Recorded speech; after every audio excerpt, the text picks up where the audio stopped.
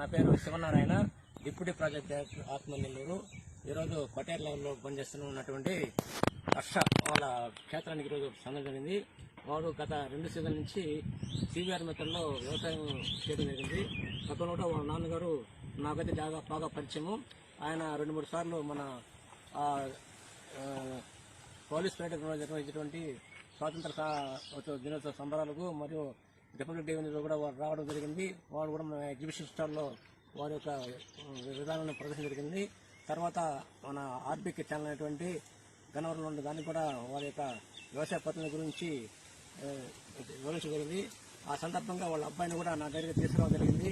ఆయన ఉన్న వ్యవసాయం ఉండే మక్కువను చూసి గమనించి అబ్బాయిని కూడా వ్యవసాయం పెంచండి, రాబోయే రోజుల్లో వ్యవసాయం చేయకుండా చెప్పేసి వాళ్ళు ప్రోత్సహించగలిగింది. వారు వినూత్నంగా ఈ యొక్క సేంద్రీయ వ్యవసాయ పద్ధతులు అనేటువంటి సివిఆర్ పద్ధతి ద్వారా ఎంచుకోవడం అనేది చాలా సంతోషకరమైన విషయము.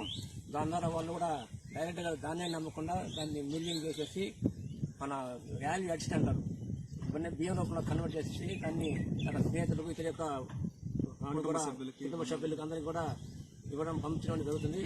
కాబట్టి ఈ విధంగా అతనికి మంచి రేట్ అనేది వస్తుంది.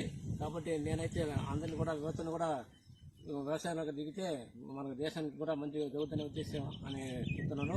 మీరు అందరికీ ఆదర్శవంతంగా నిలుస్తున్నారు. భవిష్యత్తులో కూడా ఇతన్ని